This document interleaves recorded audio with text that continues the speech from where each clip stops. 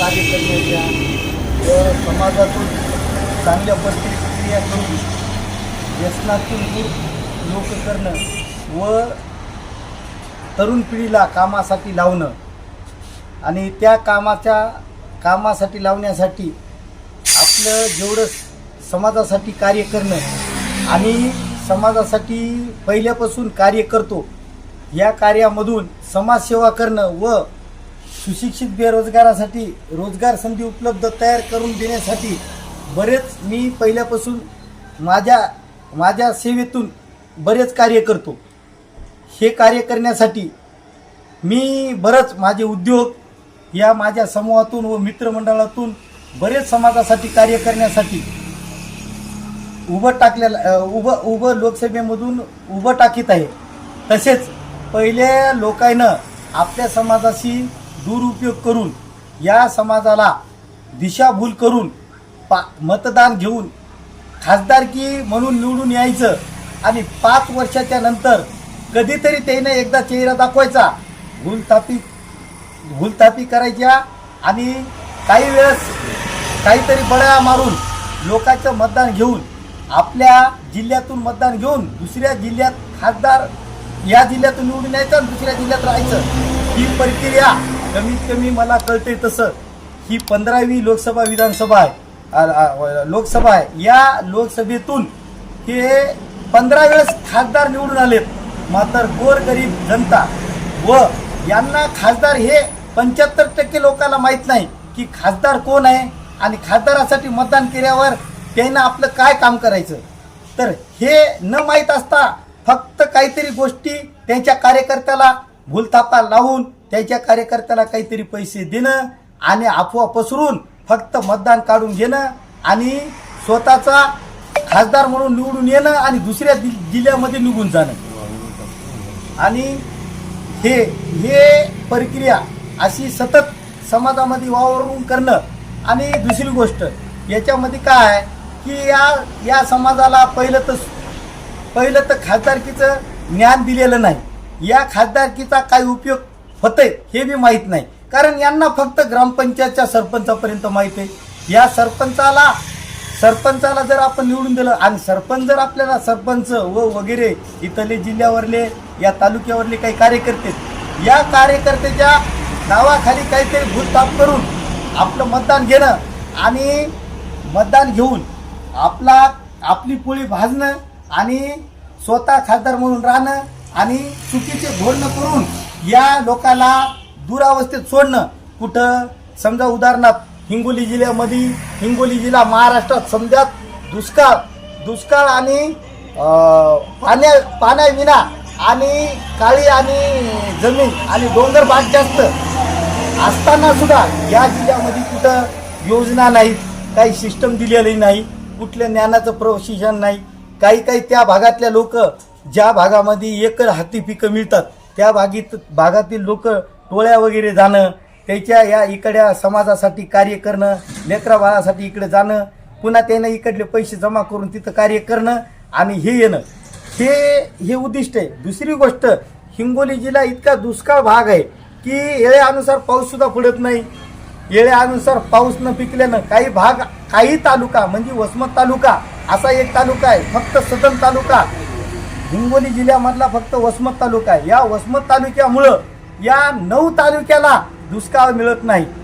हे फक्त वसमत तालुक्याला दाखवितात की हिंगोली जिल्हा एकदम चांगला आणि भरधाट शेतकऱ्याचा आहे. या शेतकऱ्याला दाखवून देणं आणि त्या एरियातल्या 9 तालुक्याला काही न देणं फक्त हे हिंगोली जिल्ह्यातले खासदार व आमदार लोक करतात. आणि खालच्या लोकांना थरातन शाखा प्रमुख तसेच सदस्य तसेच पंचायत समिती मेंबर तसेच जिल्हा परिषद मेंबर तसेच तालुका प्रमुख व जिल्हा अध्यक्षापर्यंत यांचं खोटं नाटक चालत आलेलं आहे. त्यांनी काय केलेलं आहे की पहिलंच वरून साखळी तयार केलेली आहे. इलेक्शन आलं की वरून यांना गुटक्याची पूर्तता करणं आणि आपल्या समाजामध्ये काय पसरायचं ते तुम्ही करणं आणि एक वेळेस मला खासदार म्हणून निवडून द्या आणि त्याच्यानंतर 5 वर्षाच्या बाद मी पुन्हा येणार आणि असंच कार्य करणार आणि या कार्याच्या मार्फत मी तुम्हाला काहीतरी मोठं करन आणि तुम्ही लोकांना भूलथापे देऊन मतदान मला करून द्या आणि आणि असंच समाजाला निरीक्षण आणि आंधळ्या व्यवस्थेमध्ये ठेवणं हे कार्य करणारे पहिले खासदार आमदार लोक आहेत. आजपर्यंत कोणीही हिंगोली जिल्ह्यामध्ये कोणता विकास केलेला नाही, कोणतं काम केलेलं नाही, कोणत्या गरीबाकडे काही दिलेलं नाही. हे काय करतात, दिवाळी आला, कोणता सण आला, एक त्यांना दिवाळीचा सण म्हणून एकदा त्यांना किट देतात, काहीतरी चॉकलेट देतात आणि निघून जातात. अशा प्रकारच्या खोटे नाट्य आणि खोटा धंदा करून त्याचं 5 वर्षाचं श्रेय आणि 5 वर्षाचे कष्ट हे पूर्ण लुबाडून घेऊन जातात. आणि आजपर्यंत आज हिंगोली जिल्ह्यामध्ये या वर्षात ना या 3 वर्षापासून कसंही उत्पन्न झालेलं नाही. त्या माणसाला वैयक्तिक लाभ भेटलेला नाही, कोणत्या माणसाला खरडणी भेटलेली नाही. ढगफुट्टी सुद्धा झालेली आहे. कुरुंदा बऱ्याच अशा ठिकाणी हिंगोली जिल्ह्यामध्ये त्या लोकाला एकही रुपये दिलेला नाही. जमीन खडून गेली तरी काही दिलेली नाही. या लोकप्रतिनिधीनं फक्त यायच्या आणि 4 लोक गप्पा मारायच्या आणि ठेवायच्या. सध्या हिंगोली जिल्हा नाही, पूर्ण महाराष्ट्रामध्ये मराठा आरक्षणाचा आंदोलन चालू आहे. तर यांनी काय केलं की खोटं नाट्य करून यांनी एक अर्ज तयार केला आणि हिंगोली जिल्ह्याचे पालकमंत्री सत्तारजी हे होते, त्यांनी काय केलं, त्या सत्तारजीजवळ एक अर्ज दिला. संपूर्ण याच्यामध्ये कार्यकर्ते, तालुका प्रमुख, जिल्हा अध्यक्ष व तसेच आमदार खासदार पूर्ण होते. हे अर्ज त्याच्या देखता या लोकांच्या सामान्य जनते देखता तयार केला आणि ते अर्ज घेऊन त्यांनी एका जागी बसून सांगितलं कसं आम्ही हिंगोली जिल्ह्याला फसवलं, पहा कसं आम्ही खोटं नाटक केलं, पहा. आणि खासदारकीचा अर्ज इथं देतात का. आणि या हिशोबानं यायनं नाटक करून मराठी समाजाची सुद्धा दिशाभूल केली आणि या समाजाला चॉकलेट देऊन कार्य केलं. मात्र आता वेळ आलेली आहे, मराठा समाज व सर्व समाज बांधव यांना दाखवून देईल याची जागा काय आहे. आणि ही वेळ आलेली आहे, यांची जागा दाखवून देईल. यांना जसं आपण वर नेलं तसंच त्यांना खाली आणण्याचा प्रयत्न संपूर्ण समाज मराठा बांधव यांना दाखवून देईल. आणि आरक्षण तर घेणारच आहे, आरक्षण तर मिळणारच आहे आणि हक्काच्या लढाईची कुस्ती मिळणार आहे. मात्र यायची जागा यायला मिळणार नाही. ही फक्त यांना 4-5 महिन्यामध्ये हे समाज त्याला दाखवून देईल. कारण यांनी एक छत्रपती कुळाच्या माणसांना, ज्यांना महाराष्ट्र तयार केलेला आहे, या महाराष्ट्र तयार केलेल्या माणसांना यांनी भूलथाप देऊन, चॉकलेट सारखे प्रकार देऊन, हे खोटं बोलून पुन्हा त्यांना बॉम्ब फोडलेला आहे. यांना एकही मतदान करणार आहे. आणि जनतेशी मी विनंती करतो, तुम्ही या राजकारणी लोकांना गावामध्ये प्रवेश सुद्धा करू देऊ नका. त्यांचा कार्यकर्ता असेल त्यांना उभं सुद्धा टाकू देऊ नका, कारण त्यांना त्याची घरं भरलेली आहेत.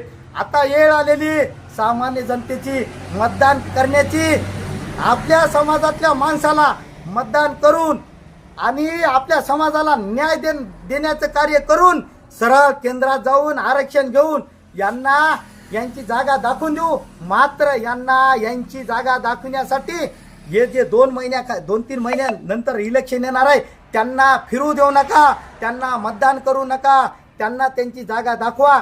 आज तुमच्या हातात तुमचं बटन आहे आणि त्याच्यानंतर त्याचं त्याला घर आणि त्यानं लेकरू नातू आणि देवधर्म सांभाळाव असं त्यांचं कार्य करा. त्यांना कुठंच त्याची त्यांना फिरू देऊ नका. ही सर्व मराठा बांधव व सर्व समाज बांधव यांना विनंती करतो की हे लढा फक्त मराठ्याचा नसून संपूर्ण जनतेचा लढा आहे, अस्तित्वाचा लढा आहे. यायनं बाप दाद्यापासून जे राजकारण चाललेलं आहे, या राजकारणाला धुळीत मिळविण्याचा आज आपला जो अधिकार आहे. आज मी सांगतो, जरांगे पाटील जसं समाजाचं कार्य करतात, जसं जरांगे पाटील कारण समाजाचं जे कार्य करतात तसं आपण फक्त इतिहासामध्ये शिवाजी महाराज करतात हे फक्त ऐकलेलं आहे. या समाजामध्ये आज शिवाजी महाराजाच्या सारखं जरांगे पाटलाचं दैवत म्हणून आपल्याला एक समाजसेवक व समाजी नेता आणि एकजुटीत करणारा नेता भेटलेला आहे.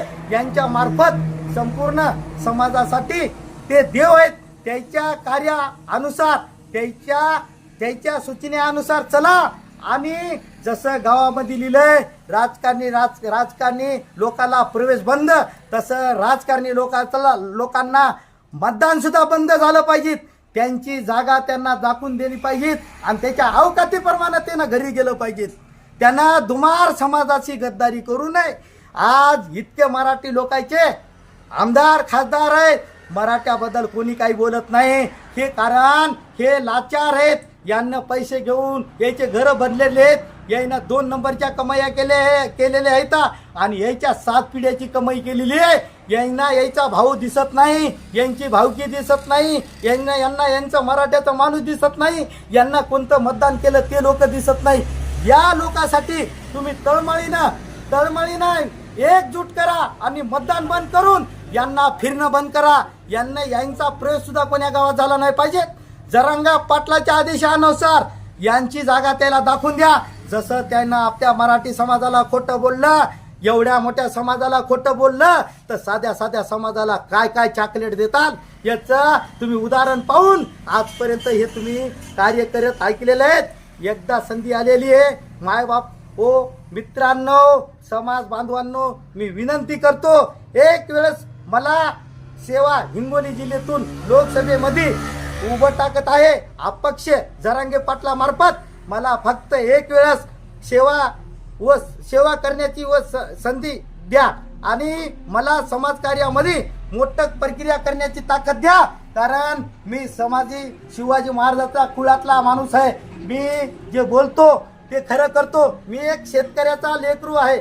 मी समाजामध्ये LICचं काम केलेलं आहे. मी 22 वर्षे हार लोकांशी निगडीत विमा प्रतिनिधी म्हणून काम केलेलं आहे. या लोकांच्या पूर्ण समस्या मला माहीत आहेत. या समस्येमध्ये हे माणसं टिकत नाहीत. याईनं फक्त म्हणायचे मोदी 15 लाख टाकतात, याईनं फक्त म्हणायचं फडणवीस चॉकलेट देतात, याईनं फक्त म्हणायचं की हे काम करतात. हे काही करीत नाहीत. हे काही दिवसासाठी खोटं बोलतात, 5 वर्षासाठी आपलं मतदान घेतात आणि भूलथाप मारून हे आपला गोळी भाजतात आणि आपल्या जिल्ह्यातून निघून जातात. हे तर गुढे करू आहे. समाज त्याला त्यांची जागा दाखवून देईल. समाजाला आता संधी आलेली आहे. ही संधी सोडू नका आणि एकजुटीनं एका ताकदीनं मतदान करून मला तर विजय करा.